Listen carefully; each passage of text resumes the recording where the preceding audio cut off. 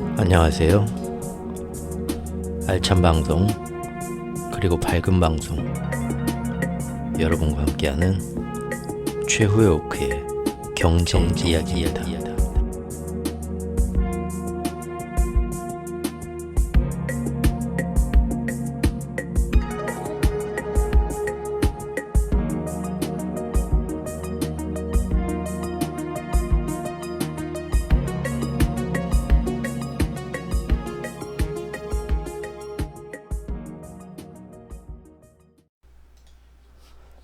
네, 국채 가격, 미국 국채 가격이죠. 채권이 이제 앞으로 뭐 어떻게 생각하냐 물어보시는 분들이 간혹 있는데요. 투자해서 이것이 오를 것 같다, 내릴 것 같다, 저는 전혀 모르겠습니다. 죄송합니다. 예, 참 괜히 그 어떤 종목이나 섹터에 대해서 괜히 아는 척 해봤자 제 얘기가 잘 맞는 것도 아니고요. 그런 거는 차라리 그 뭐 전문으로 그런 거 더 잘 보시는 분들 많이 있으니까 그런 데서 저는 항상 말씀드리지만 큰 흐름에서 기축통화 패권의 흐름에서 세계 경제를 어떤 식으로 누군가가 의도적으로 이런 쪽으로 자꾸 밀고 갈 것이다 라고 큰 흐름 분기 반기 뭐 1년 2년 그런 흐름에서 이렇게 계속 짚어 나갑니다. 근데 그 와중에서 시장이 그 영향을 받아 어떤 식으로 단기적으로 툭툭 튀는가는 저도 잘 몰라요. 다만 이제 그 안에 들어가서 어떤 식으로든 투자를 해서 뭐 내가 경제적으로 뭔가 이득을 보겠다 하시는 분들은 그거는 누구한테 가서 귀동냥으로 쭉 듣고 다닌다고 결론이 나는 게 아니죠. 자기만의 뷰가 딱 생기고 자기만의 그 판단 기준으로 모든 건 자기가 이제 책임을 져야 되는 건데 뭐 대표적인 예가 그렇습니다. 뭐 엔화에 대해서 일본이 조만간 결국은 이제 더 이상은 양적 완화 못하고 일본도 다른 중앙은행처럼 언젠간 금리 인상을 시작할 거고 그래서 엔화는 결국 강세로 돌아갈 거고 미국은 언젠간 조만간 금리 인하하게 될 거니까 달러는 약세로 돌아갈 거다. 뭐 그런 거에 영향을 받아서 우리나라 원화 환율도 한때는 힘들었지만 앞으로는 계속 안정되면서 다시 떨어질 거다라는 게 재작년 초부터 나온 얘기입니다. 재작년 초에도 재작년이 아니라 작년 초부터 나온 얘기입니다. 뉴스에 나와서 다 그 얘기하고 전문가들 나와서 얘기하는데 그때도 아시죠? 저는 계속 그렇게 쉽게 안 될 겁니다. 저는 엔화 쪽 투자 모르겠는데 그런 거 돈도 없고 잘 모르겠는데 저는 오히려 반대의 일이 달러가 계속 사람들 생각보다 오히려 더 약세 안 빠지고 계속 강세로 가고 엔화 강세가 돼야 되는데 자꾸 오히려 더 엔화 약세로 가는 그런 것이 두렵습니다. 그리고 만에 하나 거기서 우리나라 환율이 중간에서 영향을 받아서 이쪽 저쪽 흔들려도 우리나라 원화를 가지고 엔화에 투자해봤자 짜장면 값에 비유 많이 했었죠. 제가 큰 재미도 못 봐서 저는 그냥 이런 거 잘 모르고 제 생각엔 아닌 것 같고 그렇습니다 말을 했죠. 지금 1년 2년째 지금 접어드는데 어떻습니까? 아직까지는 제 말이 맞죠? 엔화는 역대 약세로 빠지고 달러는 역대 강세로 빠졌습니다. 모든 게 반대로 갔죠? 물론 그러나 그 와중에 요동을 칩니다. 달러도 올랐다 내렸다 하고 뭐 투자 상품도 그러고 그 안에 자기가 딱 저하고 전혀 다른 정반대의 뷰를 가지더라도 들어가서 이 시점이야 해가지고 그 파도를 한번 잘 타고 먹고 나왔어 배부르게 꼭 하면 그 사람이 투자는 제일 잘하는 사람이에요. 맞죠? 그 사람이 투자는 제일 잘하는 사람입니다. 저는 그럴 능력이 없고요. 다만 여러분들이 본인만의 뷰를 가지고 본인만의 어떤 투자 가치 아니면 투자가 아니더라도 세계가 어떻게 돌아가고 이것이 나의 어떤 인생 설계나 경제 계획 장기적으로 내 인생에서 뭐 사업을 한다거나 뭘 할 때 어떤 영향을 미치니까 내가 이런 외부적인 무시할 수 없는 요인들을 어떻게 슬기롭고 판단해서 내 인생을 꾸려가는데 방향 어떤 중대한 결정을 내릴 때 점집에 가서 무당한테 사업이 잘 되나 좀 봐주쇼 복채 주는 게 아니라 차라리 여러 이런 거시경제나 정치 상황을 보겠다라고 하시는 분들 그런 분들한테 이제 저만의 개인적 관점을 같이 공유할 수도 있는 거고 그리고 아니야 나는 아주 적극적인 이 재테크 투자 시장에서 돈을 벌겠어 하는 분들은 본인만의 뷰를 가지고 여러 군데서 의견을 잘 들으시고 자기만의 뷰를 가지고 들어가 하시면 되는데, 간혹 그 금융와 소용돌이 막 오르고 내리고 하는 데서 단기적으로 뭐 들어갔다 나왔다 하시든 본인들이 알아서 하실 건데, 그 와중에도 언론에서 보통 알려지는 월가에서 맨날 홈쇼핑 장사꾼들처럼 선동하는 그런 얘기 말고, 진짜 이게 크게 흘러가는 어디가 상류고 어디로 하류로 지금 흘러가는 큰 흐름에 지금 내가 와 있는가를 알고 싶다면, 그때는 첨벙첨벙 수영하던 급류에서 고개를 쑥 위로 내밀고 바깥을 봐야겠죠. 등대를 찾아야겠죠. 동서남북. 제가 그 이제 못해서 등대 역할을 거시적인 큰 흐름으로 할 수 있는 그런 역할을 제가 조금 해줄 수 있지 않을까, 그런 쪽으로 도움을 받을 수 있지 않을까 보는 겁니다. 그래서 국채 가격과 채권의 미래는 저는 잘 모르겠습니다. 하지만 제가 작년 1월 달에 2023년도 1월 달 1월 2일 날, 그 해가 작년이 검은 토끼의 해였다고 하더라고요. 그래서 세계 경제에서 어떤 식으로 될지 1년치를 대충 우리가 같이 예상을 해볼 때, 뭐 그 당시 쓴 글이네요. 인플레는 뭐 순순히 가라앉을 거냐, 연준은 피벗을 취할 거냐. 그때도 이 연초부터도 그랬어요. 조만간 연준이 금리 인하한다, 인플레 이제 가라앉는다. 작년 1년도 꾸준히 그랬고요. 근데 아무튼 여기서 제가 보면 두 번째 챕터에서 올 한 해 에너지와 원자재 시장은 정말 그대로 안정될 것이냐, 국채 금리는 어느 방향으로 튈 것이냐, 여기에 대해서 쭉 얘기를 한 적이 있었습니다. 물론 이제 여기서만 말고 여러 군데서 그동안 틈틈이 얘기를 굉장히 많이 해왔어요. 국채 금리는. 근데 이제 사실 이제 요즘 와가지고 국채 금리 더 막 관심이 어떤 생겨가지고 자꾸 물어보시는 분들이 있는데, 그동안 너무 많이 얘기를 했는데 다시 또 이거 시간 내가지고 쭉 얘기하기는 솔직히 좀 힘듭니다. 다만 그 모든 이제 국채나 국채금리에 대한 제 개인적인, 별거 아니지만 들어도 그만 안 들어도 그만이지만, 그런 방향은 바로 1년 전 2023년 1월 2일 날 썼던 이 글의 방향에서 크게 벗어나지 않았습니다. 지금까지 한결같이 저는 얘기를 했거든요. 이때 무슨 얘기를 했냐면, 요 그림만 보셔도 아시죠? 제가 그때 올린 그림이 보십시오. 지금 어지러워서 머리가 빙빙 돌죠. 이게 무슨 개풀 뜯어먹는 소리냐. 그때 제가 했던 얘기의 결론이 그거였습니다. 국채 금리가, 쉽게 말해서 미국 국채 가격이 앞으로 오를 거다 내릴 거다, 그런 얘기 계속 나온다. 원자재도 앞으로는 뚝뚝 떨어져 안정만 될 거다. 원유 가격도 그런 얘기 나오는데, 나는 그래서 사람들이 얘기하는 어떤 방향으로 국채 가격이 어떻게 될 거다, 원자재가 어떻게 될 거다, 도저히 그런 섣부른 판단을 내릴 수가 없다. 왜냐하면 이것은 기축통화 패권전인데, 기축통화 패권전에서 미국 국채 금리는 전 세계 채권 금리와 회사채 금리, 모든 부채의 금리를 투자하면서 서로 은행들이 서로 이제 전 세계로 이렇게 다 빌려주고 하는 그런 기준이 됩니다.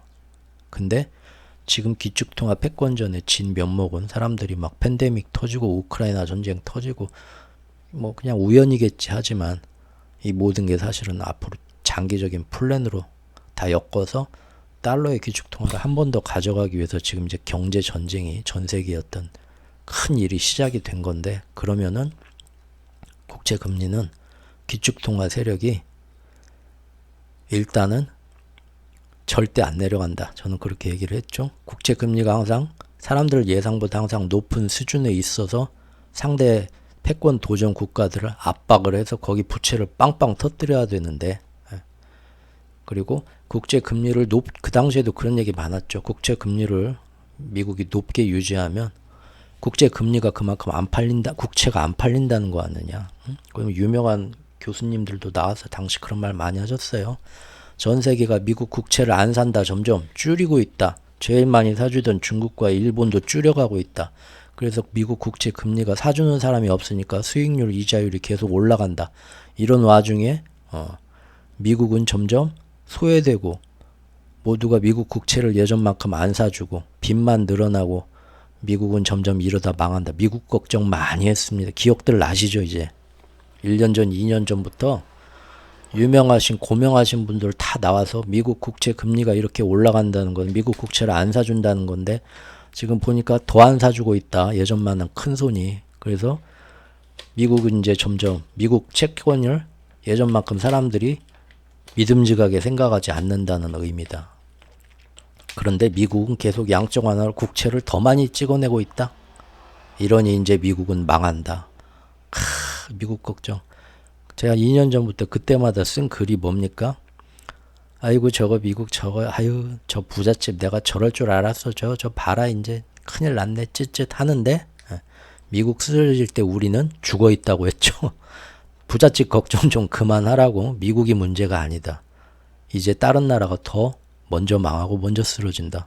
이게 지금 기축 세력의 작전인데 그래서 다들 그 당시에도 미국 채권 사라 어쩌라 하지만 정말 그럴까요? 장기적으로 보면 계속 미국의 채권 금리는 높게 유지를 하려고 할 겁니다. 오르락 내리락 단기적으로는 하겠죠. 들어가서 분명히 채권 가격 이제부터 오르내고 투자해서 내가 여기서 돈을 벌겠다 해서 적당한 데 빠져나오시면 되는 겁니다. 이제 제 역할은 그게 아니고 큰 흐름을 보는 거죠. 그때도 언제 어떻게 내려갈지 모르지만 국채 수요의 어떤 수요 공급 현상에 맞춰서 국채 금리가 내려갈지 모르지만 또 언제 기축통화 세력이 이걸 한번 쳐 올려야겠다 해가지고 어디서 지정학적 분쟁을 하거나 괜히 뭐 이제 중앙은행들끼리 어떤 슈퍼 금리 위크에서 지들끼리 뭐 짬짬이를 하거나 해가지고 한 번씩 금리가 또 어라 왜 안 떨어지지? 국채 금리가 올라갔다 내려갔다.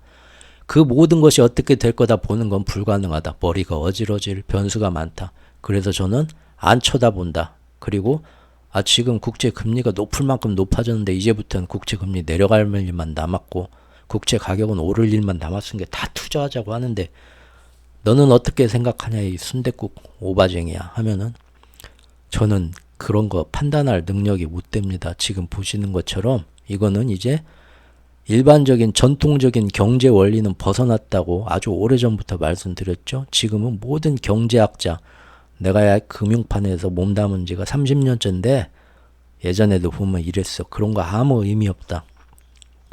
정치가 경제 논리를 이기는 때라고 말씀드렸죠. 이제는 어떤 금융 세력의 정치 세력이 자기들의 목적을 위해서 세계 경제를 억지로 끌고 갑니다. 그래서 전통적인 경제 이론이 하나도 안 들어맞는다는 거죠. 그래서 국채 금리도 뭐 지금 쭉 앞으로는 내려갈 일만 남아 채권은 오를 거고 이게 지금 작년 1월에 나온 거예요. 그 당시에도 그랬어요. 계속 그 재작년 말부터 2023년 초까지. 그래서 제가 2023년 초에 1년치 그거를 쓰면서 당시에 이거를 챕터로 넣었던 겁니다. 국채 금리요. 다 뭐 이럴 거다 저럴 거다 확정적으로 얘기하는데 저는 겁나서 저는 도저히 그렇게 못하겠습니다. 제가 볼 때는 이런 여러 가지 변수가 보여요. 그리고 오히려 웬만해서는 국채 금리를 장기채 금리를 안 떨어뜨린 거로 갈 거고요. 지금은 전부 다 인플레 조만간 잡히고 연준이 곧 피벗 할 거고 국채도 이제 채권 가격도 올라갈 거고 국채 금리 내려갈 거고 달러는 약세에 빠질 거고 그해 4월부터는 우에다가 나와서 드디어 긴축으로 돌아가니까 작년 4월 얘기하는 겁니다. 작년 4월 얘기하는 겁니다. 작년 4월부터 우에다가 취임했죠. 지금 내일 모레가 우에다 취임 1주년이에요. 꽃다발 화 하나 갖다 줘야겠네. 그때부터 나온 얘기예요. 올해 나온 얘기가 아니라 국채 금리 안정된다. 채권 오른다. 채권 바닥이다. 그 다음에 달러 이제 무조건 약세로 빠진다. 엔화 강세로 빠진다. 작년 1월부터 나온 얘기라니까요. 제가 그때 쓴 글이에요. 저는 도저히 그렇게 생각이 안 듭니다. 무서워서 못합니다. 꾸준히 이제 작년 2월부터 제가 유튜브에 쓴 게 영상으로도 만들었을까 영상 제목만 썸네일만 봐도 맞아 그랬지 기억들 나실 거예요. 지금 어떻습니까? 어제 국채 한번 볼까요? 이거 보세요. 환율이 1350원을 지금 이거 막아야 되는데 못 막고 뜨잖아요. 그러죠? 환율도 그랬죠? 제 카테고리에 추천글 그 매트릭스 빨갛냐 거기 보면 환율에 대해서 제가 얼마나 예전부터 2년 전부터 보면서 이거 그랬다 치고 미국 10년물 금리 보세요. 10년물이 지금 모든 어떤 뭐 미국의 모기지론부터 해서 전 세계 채권의 이제 그 대부분 어떤 기준이 되거든요. 근데 지금 보세요. 어제 어디까지 올랐어? 자, 4.338에서 그나마 막아주고 있었는데 2분기 때 지금 제가 더 치열한 마지막 3라운드가 될 것 같다고 분위기 안 좋다고 했죠. 그러니까 지금 4.338도 떠가지고 지금 4.338에서 4.5 사이로 지금 들어갔잖아요. 그죠? 야, 이렇게 오르면 다들 미국 부채 걱정하죠. 올해도 작년하고 데자뷰네. 다들 미국 해마다 내는 연준 이자가 얼마고 재무부에서 지금 아이고 미국 부채 다들 걱정하죠. 자, 요거 이렇게 미국 쓰러지기 전에 딴 나라부터 다 쓰러진다니까요. 지금 이거 계속 이대로 유지되면 미국이 6월 달에 금리 인하 해주고 다 내려가기만 기다리고 있는데 그 와중에 계속 석 달 동안 유지되면 어떻게 돼요? 우리나라 내일 모레 총선 끝나고 이제 PF 시장 대출부터 지금 불이 나게 뭐 들어가지 않으면 빠바방 이미 지금 지난 3월까지 역대로 많이 터진 거 알죠? 역대로 많은 경매와 역대로 많은 지금 미분양과 지금 야 난리 아닙니다. 지금 최악으로 안 좋아졌어요. 뭐 삼성 반도체 지금 그렇게 작년에 못 팔다가 올해 갑자기 뻥 떴다고 뭐 경제 살아난다고 좋아하고 그래요. 참 이거 어떻게 되는 거면 지금 중국 지금 경제 2분기 때 어떻게든 모든 영혼까지 끌어모아서 이번이 마지막 기회다 경제 살리려고 하는데 못 살리려고 하는 거잖아요. 빵빵 터져라 다 안에서 지금 가는 거죠. 미국도 힘들어요. 힘들지만 그래도 우리는 버틴다. 나 쓰러지기 전에 미국이 한쪽 무릎 꿇으면서 주저앉으면 나머지 애들은 다 바닥에 배 깔고 엎드려 있는 상태가 된다는 거죠. 그것이 바로 미국이 이렇게 국채를 어마어마하게 발행하는데도 달러 강세가 오는 달러 스마일 현상입니다. 그래서 그때도 국제 금리가 어떻게 가냐? 이 기축통화 패권전이 어떤 다른 양상으로 들어가기 전에는 어떤 양상으로 들어갔나요? 정말로 한번 뭔 일이 이벤트가 터지면서 전 세계가 큰 경랑의 소용돌이 전쟁이든 아니면 어디서 금융위기가 오든 팍 하면서 침체가 오면은 그때는 뭔 일이 막 생겨가지고 국제 금리의 변화가 올 수도 있는데 그것도 무조건 채권 가격이 오른다고만 할 수도 없어요. 그때도 오르고 내릴지 몰라요. 너무 지금은 아니면 완전히 중국이 사회주의가 붕괴되고 항복하고 그러면서 다시 예전같이 사회무역주의 시대로 전쟁도 다 이제 다시 사라지고 예전으로 돌아오게 되면서 안정되면 그때는 이제 미국 채권 가격도 지금보다 다시 오를 수도 있고 하겠죠. 하지만 이 지금 기축통화 패권전이 어떤 식으로 한쪽으로 승부처가 확 갈리면서 어떤 이벤트가 생기기 전에는 채권 가격은 아이고 저기서 장사 좀 하고 돈 좀 벌어볼까 들어갔는데 골치만 엄청 썩히고 나오지 않을까. 물론 이런 얘기 듣고 또 아이고 나는 이렇게 투자해야지. 절대 그러지 마세요. 절대 그러지 마세요. 예를 들면 비트코인. 저는 비트코인에 대해서 지금도 안 좋게 본다기보다 미래를 암울하게 보고 과대 광고가 됐고 블록체인 기술 결국은 CBDC로 건너가기 위한 민간 시뮬레이션 단계를 보고 거기에 대해서도 여러 번 영상을 만들어 왔습니다. 근데 지금 비트코인이 역대로 다시 또 올랐죠. 저 이 정도로 오를 줄 몰랐어요. 제 말 듣고 누군가 지금 투자해서 이것 때문에 쟤는 저런 식으로 보는데 그럴듯해 하고 저 때문에 투자의 방향을 바꿔서 손해보신 분이 있을 것 같아요. 절대 제가 너무 잘못했고요. 죄송하고요. 그리고 절대 저 얘기 듣고 그럴듯하다 하고 흔들리셔도 안 됩니다. 모든 그 가치 기준에 그 다 종합해서 자기만의 판단 기준을 만드셔야 되죠. 그리고 장기적으로는 이러지만 단기적으로 그 사이에 얼마나 오르고 내리고 어떤 변동이 올지는 저도 몰라요. 제가 뭐 신입니까? 모르죠. 결국 지금도 채권 금리가 이렇게 가는 것도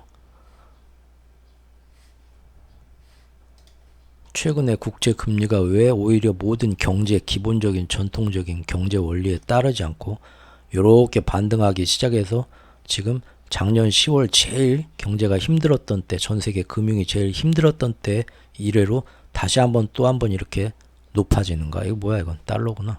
이렇게 높아지는가? 이제는 작년처럼 저렇게 추상적으로 설명한 게 아니라 지난 1년 동안 꾸준히 설명 제가 드렸습니다. 그리고 가장 최근에 한 달 사이에는 중국의 양회 보아오 포럼에 맞춰서 얼마나 시시각각 미국과 우방국들이 달러 강세와 미국 국채 금리를 이렇게 오르는 거, 특히 일본이 많은 힘을 대주면서 억지로 모든 경제 원리하고 완전히 정반대되게 정치의 힘을 이용해서 올리면서 자기들 목적을 달성하려고 하는 거 보여줬잖아요. 이런 인위적인 조작이 계속 가해지기 때문에 채권 금리가 앞으로 어떻게 될 거라고 보십니까? 전통적인 경제 원리로는 절대 설명이 안 돼요. 어떻게 머리가 아파요. 그래서 저는 이쪽 안 쳐다본다고 했습니다. 자, 국채 가격과 채권의 미래는 알 수 없다. 왜냐하면 그들의 목적에 맞게 드라이브 될 것이라고 항상 얘기해왔고 지난 2년 동안 정말 그렇게 됐습니다. 그리고 그때도 얘기했지만 원자재와 원유 역시도 마찬가지다. 항상 이쪽 섹터는 저는 쳐다보도 않는다고 했어요. 그런데 요즘 보면은 채권 금리가 다시 오르고 있죠. 채권 금리가 계속 오릅니다. 주식시장하고 또 다르게 채권 금리가 오른다는 거는 주식시장이 오르는 것처럼 좋은 게 아니죠. 그 반대 현상이죠.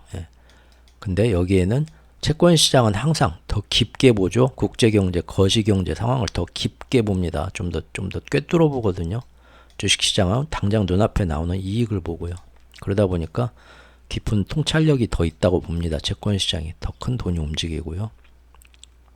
제가 지금까지 금년 들어서 만든 영상들의 어떤 시장의 모습에 관한 영상들은 전부 다 1분기 말까지 시장은 엄청나게 지금 AI의 힘이 뭐 어쩌고 금리나 조만간 된다, 물가 잡히고 있다 하면서 오르지만 사실은 1분기 내내 모든 큰 손들이 개미들한테 계속 떠넘기는 것만 저는 보여줬습니다. 그리고 3월 중순까지, 3월 중순부터 3월 말까지, 사실은 3월 초부터 정말로 앞으로 제일 니네가 수혜 볼 거다 하는 AI와 관련된 빅테크 기술주들의 주요 CEO들이 역대로 많이 지금 다시 자기가 각 들고 있는 주식이나 이런 거 다 팔고 현금화 해가지고 쉽게 말해서 방공호로 다 대피한 거 다 보여드렸습니다.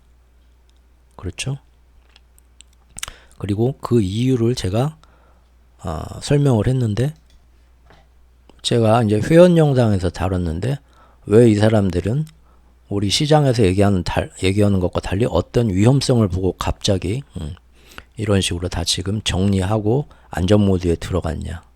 첫 번째는 이제 미국 내부적인 문제 말씀드렸고요. 두 번째는 얼마 전에 요거 러시아 테러. 배후는 몰라도 목적은 압니다. 제목은 이렇게 되어 있지만 이 내용을 보면 CEO들은 이미 전쟁의 위험성을 보고 있다. 왜 그런가 자세히 했죠. 이런 거 지금 회원 영상으로 제가 돌리는 이유는 제 경험상 저에 대해서 꾸준히 알던 분이 아니고 뒤늦게 잠깐 일면적인 면만 보고 쉽게 이제 이 긴 흐름을 이해 못 하시는 분들이 보게 되면 아까 말한 것처럼 어이구 그러니까 어디다 투자해야겠구나. 잘못 오해돼 가지고 큰 어떤 실수가 나올 수 있을까봐 시장의 모습에 대해서 굉장히 적나라하게 이렇게 딱딱 얘기하는 거는 회원 영상으로 돌립니다. 저는. 그리고 또 굉장히 민감한 얘기 어디에서 뭐 막 잘못 어디서 들으면 누가 지나가다 보면 야 뭐 전쟁이 뭐 저래서 뭐 어쨌다고 야 이 저 국가 이 난동 세력이 불온 저기 이거 국정원에 신고해야 되나 아니면 와가지고 야 빨갱이가 나라를 망치고 있네 너 문재인 개새끼 해봐 막 그런 사람들 올까봐 몇 번 당했어요. 그래서 제가 그런 내용들 민감한 내용들은 회원 영상으로 돌립니다. 근데 지금 이 러시아 테러 문제에 대해서도 지금 어떻게 결론이 안 나는데 감히 제 생각 얘기했다가 정말 큰일 날 수도 있고 근데 보면 요새 사람들은 그런 거 무서워 안 하고 막 넘겨짚고 막 마음대로 자기 얘기 막 다 떠들고 다니대요. 그거 좀 위험한데 어쨌든 이 러시아 테러 문제를 다루면서 제가 여기서 CEO들이 길고 크게 보는 CEO들이 1분기에 어느 정도 지금 방공호로 대피한 거 다 팔고 그것은 더 큰 문제는 미국의 어떤 일반적인 미국 내부의 뭐 경기 침체나 실물 경제 어떤 위험성보다는 사실은 세계 경제에서 지정학적 어떤 뭔가 빵 터지려는 거를 굉장히 큰 대지진이 일어나기 전에 철새나 막 곤충들이 알아서 막 쥐새끼들이 피하는 것처럼 이미 얘네들은 그런 느낌을 가지고 정보를 다 받고 안전모드에 방공으로 대피한 거다라고 제가 이 영상에서 바로 하루 전 영상이네. 요새 영상 진짜 열심히 만들어요. 노인네가 미쳤어. 이 영상에서 제가 말씀을 드렸었거든요. 그런데 사실 보면은 요즘 채권 시장도 점점점 저렇게 점점점 저렇게 아니 이 정도면 충분했잖아 도대체 이유가 뭐야 하고 계속 오르죠. 가만히 보면 채권이 오른 거를 시장에서는 이런 거시경제의 큰 흐름을 보지 않고 지들 입맛대로 월가 애들이 어떻게든 사람들한테 시장이 망가졌다는 얘기를 하면 안 됩니다. 월가는. 그럼 자기네 장사 다 망해요. 아무도 안 와서. 그래서 항상 경제적인 쪽만 보고 해석을 하고 그거를 이제 사방에 확산시키려고 노력을 하는데 그 사람들은 채권금리가 오르는 걸 모두 뭘로 선전합니까? 뭘로 설명합니까?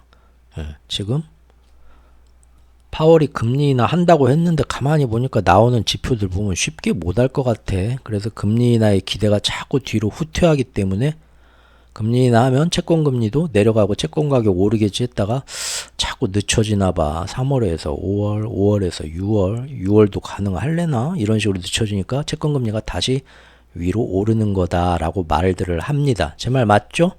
경제에 좀 관심 있어 보신 분들은 무슨 얘기인지 맞아 그랬어 할 겁니다. 그런데 좀 이상하지 않나요? 왜냐하면 작년부터 지금까지 그런 식으로 금리 인하를 어쨌든 하긴 할 거다. 근데 생각보다 금리 인하가 늦어질 수도 있네. 인플레가 잘 안 잡힐 수도 있겠네 하면서 위로 끔뻑끔뻑 할 때가 고작 그때 그렇게 마음에 심경에 변화가 와서 끔뻑끔뻑 하면서 위로 오를 때가 4.0이었어요.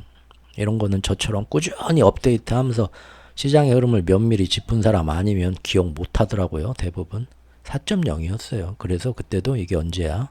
작년 12월 말에 앞으로 채권은 이제 떨어질 일밖에 아니 오를 일밖에 없다. 여기 보니까 파월하고 옐런이 나와서 내년부터 금리 인하하게 하니까 쭉 채권이 막 오르기 시작하죠. 채권 금리 떨어지면서 계속 가는데 그러다가 갑자기 위로 올라 4.0을 한번 두드려. 이때 뭐 만화 원피스의 해적왕처럼 전 세계 나름 채권왕, 자이반, 타이반 채권왕이라는 사람들 다 나와서 뭐라고 했나요? 기억 못 하시죠? 제가 알려드릴게요. 아유, 지 혼자 떠드는 방송 이런 걸 누가 본다고.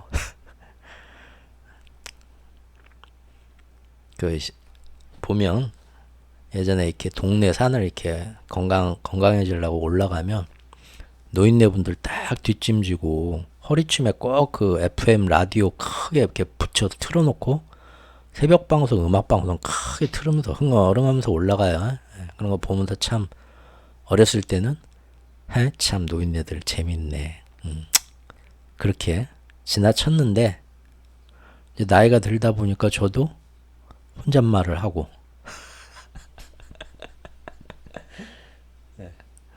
괜히 혼자 타령을 하면서 장단을 맞추고 일할 때 어디 보자 하면서 이것이 이렇고 또 이 나이 들어서 이렇게 될 줄 몰랐네요. 유튜브 한답시고 마이크 잡고 혼자 막 떠들고 이때도 이렇게 무조건 금리 인하 할 거니까 채권 금리는 떨어질 겁니다 했을 때도 뭔 일이 생겨서 이렇게 살짝 올라가면 그때마다 4.0 되면 다 채권 왕이란 애들 다 나와가지고 뭔 얘기했냐면요. 그래봤자 떨어질 수밖에 없다. 나는 이거를 오히려 채권의 저가 매수의 기회로 삼겠다. 다 그 얘기였어요. 그래서 떨어지고 오르면 아이고 걱정 마요. 더 싸게 살 좋은 때 생겼네. 사고 그랬죠. 그게 금년 1월 1일부터 그랬어요. 작년 12월 27일부터. 근데 어떻습니까 지금? 좋겠네요 그분들. 계속 저가 매수 하면 되겠네. 와 씨 지금 몇 달째야. 그렇죠? 다시 제가 말씀드리고 싶은 거는 금리 인하 기대가 뒤로 후퇴했다 하더라도 금리 인하를 하긴 하는 거잖아요. 단지 몇 달 미뤄지는 거지.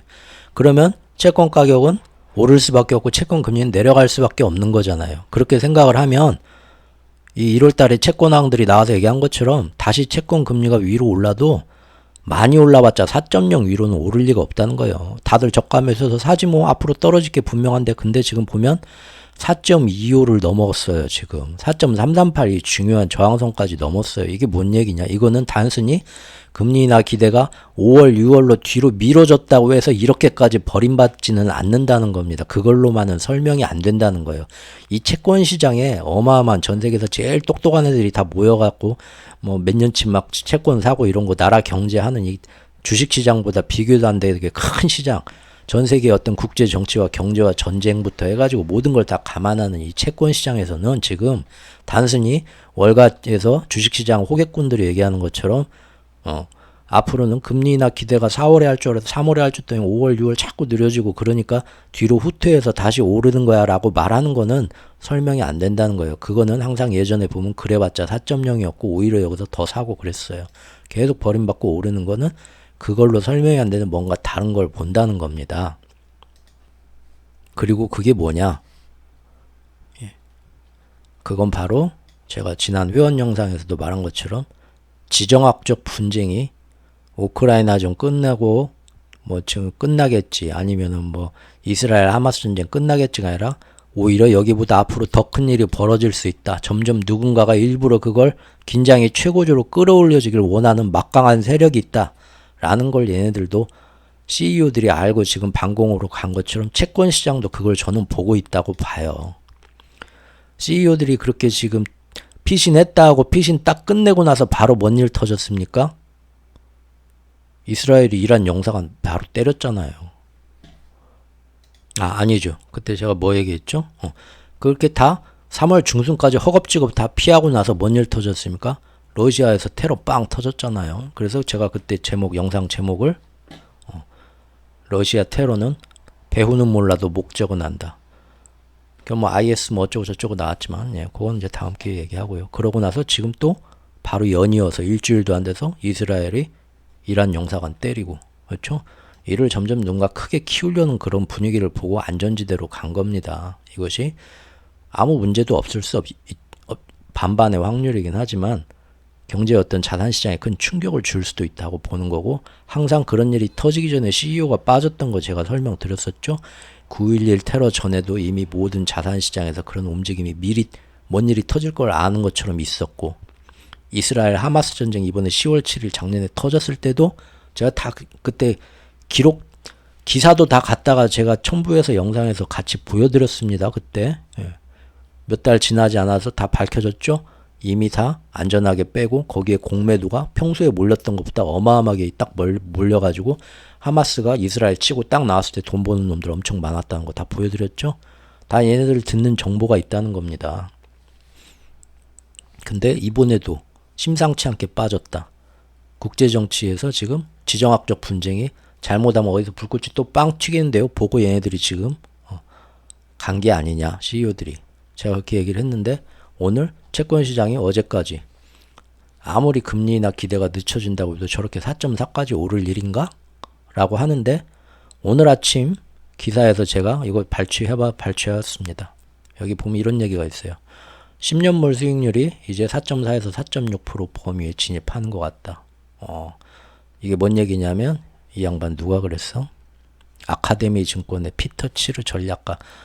이 사람도 이거 본 거예요. 요거 제가 이렇게 대충 그 사람 뭐 딱 맞지는 않겠지만 대충 뭐 보는 건 다들 비슷비슷하니까 이 4.338 요 라인까지는 지켜줄 거라 봤는데 요거 넘고 지금 위로 올랐잖아요. 이 윗단계 4.338에서 4.5 사이 단계 레벨로 지금 일단 올라갔죠. 그거죠 뭐. 4.4에서 4.6 범위에 진입하는 것 같다. 새로운 레벨로 온 걸 이 사람도 보는 거죠.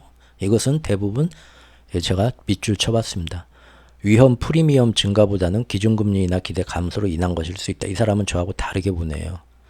즉 어떤 세계적인 거시경제 어떤 위험적인 위험이 와가지고 지금 이 이자율의 채권을 사는 건 아닌 것 같다 해가지고 인기가 떨어지는 게 아니라 이 사람은 순전히 그 월가 시장의 장사꾼들이 얘기하는 것처럼 기준금리 인하 기대 감소로 인한 것으로 지금 오르는 거다라고 이 사람은 설명을 하고 있습니다. 그래서 뭐 더 강한 경제 지표가 나오고 인플레이션이 더 잘 안 떨어지는 것 같으니까 정말 이대로 계획대로 금리 인하 할 수 있나. 그런데 갈수록 미국 재무부는 국채를 더 많이 찍어내고 있으니까 이건 아닌 것 같다 해서 오른다는 거죠. 이게 월가의 전형적인 설명입니다. 원고가 없이 즉흥적으로 하다 보니까 너무 중구난방인 점 다시 한번 사과드립니다. 근데 제가 아까도 말씀드렸지만 그거는 월가의 설명이고 제 생각은 틀리다. 단순히 그것만 보고 올라가는 거는 이 레벨은 말이 안 된다 이겁니다. 앞으로 뭐 그래봤자 금리 인하 하긴 한다며 그러고 그러면 4.0에서 양보해도 4.25 밑으로는 다시 내려가야 돼요. 여기가 끝점일 수 있어요. 근데 지금 계속 오르는 건 뭔가를 더 보고 있고, 그것은 이 사람이 얘기한 위험 프리미엄 증가로 저는 보는 겁니다. 그래서 지금 2분기 때 미중 갈등 패권이 살아나려는 중국과 그거를 끝까지 깨부시려는 미국의 싸움이 더 치열해진다. 근데 미국은 그 와중에 트럼프에 맞서서 바이든 경제 정책도 아주 부드럽게 유지해야 되는, 역설적으로 두 가지 전혀 다른 방향의 토끼를 잡아야 되는 골치 아픈 상황이 있다. 이 상황은 그렇게 오래 못 가져간다. 그래서 이거를 어떻게 외부의 어떤 일을 빵 터뜨려 가지고 그쪽으로 모든 책임을 몰아가는 또 다른 이벤트가 발생할 가능성이 많을 수밖에 없는 역학관계다. 그런데 지금 돌아가는 꼴을 보면 전쟁을 더 키우려고 하는구나 라는 게 보이니까 이렇게 싹 지진이 오기 전에 피하는 것처럼 피하는 모습이 아니냐. 채권 시장에서도 그래서 지금 이상하게 이건 좀 심한데 왜 자꾸 이러지? 그렇게 가는 것도 저는 이 위험 프리미엄 증가를 저는 더 크게 보고 있습니다. 그리고 항상 이런 일들이 이렇게 일어나기 때문에 예전부터 작년 초부터 말씀드린 것처럼 채권 시장은 어떻게 될지 몰라요. 올라봤자 이만큼 오르고 내려봤자 이만큼 내릴 거다. 날고 뛴다 하는 채권왕들 나와서 얘기하지만 정치적으로 전혀 우리가 생각하는 아유 머리 아파. 이쪽은 아예 신경 끄는 게 낫습니다. 라고 얘기했던 거고 지금도 그렇게 보고 있고 실제 지난 1년, 2년 동안 그렇게 왔습니다. 그래서 제가 항상 드렸던 말씀이 있죠. 개인적으로 이 기축통화 패권전 이 격동기에는 달러, 금, 그 다음에 따박따박 금리 높게 주는 고금리 예금 나오면 아주 그냥 얼른 가서 득달같이 잡아서 거기다 돈 넣는 게 세상 편하다. 세 가지. 저도 그래서 사실 지금 이 시장에서 어떻게 보면 판돈 베팅으로 조금 걸어놓고 제 나름대로 보는 돈 빼고는 나머지는 뭡니까? 항상 말씀드렸죠. 저는 몇 년 전부터 최소의 생활비 빼고는 다 달러로 지금 바꿔놨고요. 금 대신 저는 이제 좀 특이해가지고 은으로 거의 뭐 7, 8년 전부터 제 퇴직금 저기 다 조기 그거 받아가지고 그쪽으로 다 돌려놨고요. 그러고 지금 그냥 이렇게 저도 안전지대로 피신해 있는 거예요. 이 격동기가 끝났다면 다시 이제 저도 자산 전환을 하겠죠. 그리고 그 와중에 맨날 제가 몇 번 소개시켜 드렸죠. 제 구독자분들은 알죠? 저랑 친한 동생 뭐 이렇게 전화 와서 뭐 형님, 뭐 오빠, 나 저기 어머 다 막 사람들이 미국 주식 사래 뭐 그다음에 뭐 엔화를 사래 또 뭐 어쩌고 저쩌고 뭐 이거 어떻게 생각해 할 때마다 지금 뭐 집 사라는데 2년 전에 막 지금이 엄청나게 안 사면 평생 지금 후회한다는데 부동산 도시락 싸들고 말리면서 좀만 기다려봐. 절대 그러면 안 돼. 너 지금 인생 망가진다 얘야 막 하면서 금리 뭐 몇 프로 4% 5% 나와 빨리 가 잡아라 했고 그랬습니다. 금과 은에 대해 얘기해서는 마지막 다음에 또 한번 얘기해 보겠습니다. 듣는 분들께 감사드립니다.